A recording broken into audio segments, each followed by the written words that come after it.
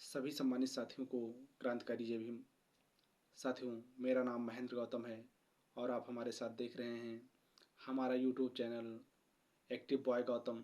साथियों, आज इस समय SC ST के रिजर्वेशन में वर्गीकरण का मामला चल रहा है, जो न्यूज़ चैनलों पर चल रहा है। और साथियों, हरियाणा में, तेलंगाना में और कर्नाटका में, वहाँ की हरियाणा में बीजेपी सरकार और तेलंगाना और कर्नाटका में कांग्रेस की सरकार ने वर्गीकरण का फैसला जो है उसको अपनी राज्य सरकारों से कह कर लागू करवा दिया है।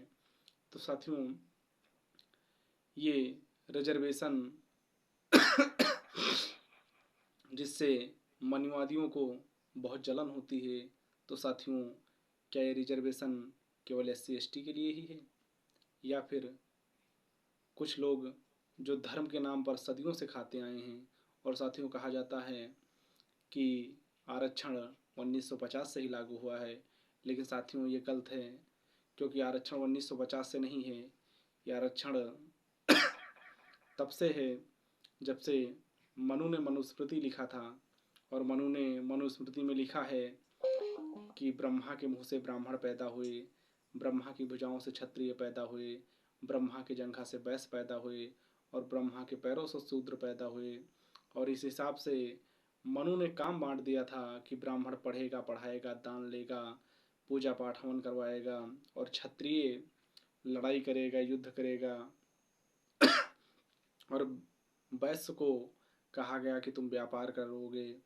और साथियों, शूद्र वर्ण में 6743 जातियों में इनको बांट दिया गया, जिसको आज संविधान के तहत SC ST OBC कहा जाता है। और साथियों, इनमें भी जातियां बांटकर उनको काम बांट दिया गया। और साथियों, आप सभी लोग जानते हैं कि एकलव्य का अंगूठा केवल जाति के आधार पर कटवाया गया था। कहते हैं कि भारत का इतिहास निरंतर लिखा गया, कि देश का इतिहास निरंतर लिखा गया, 2 बूंद पानी को समंदर लिखा गया, एकलव्य का अंगूठा जबरदस्ती काटकर, कि एकलव्य का अंगूठा जबरदस्ती काटकर अर्जुन को सर्वश्रेष्ठ धनुषधर लिखा गया, सर्वश्रेष्ठ धनुषधर लिखा गया।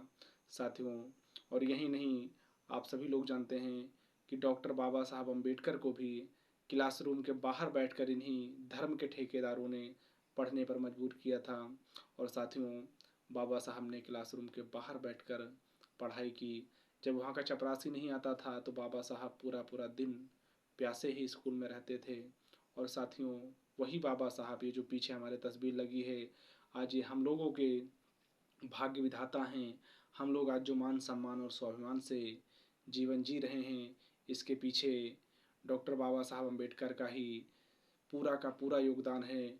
और साथियों, आप सभी लोग जानते हैं कि डॉक्टर बाबा साहब अम्बेडकर ने अपने 4 बच्चे कुर्बान कर दिए समाज के लिए, ताकि समाज के लोग सर उठाकर जी सके, अच्छे से जी सकें।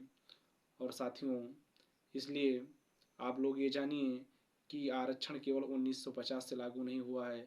आरक्षण बहुत पहले से लागू है, जब से मनु ने मनुस्मृति लिखी थी। तो साथियों, आप सभी लोगों से एक अपील है कि आप सभी लोग आरक्षण में वर्गीकरण का विरोध कीजिए। और साथियों, ये भाजपा, कांग्रेस और सपा, ये एक ही थाली के चट्टे बट्टे हैं। एक सांपनाथ है तो दूसरा नागनाथ। और ये सपा या TMC, ये सब इनके सपोले हैं।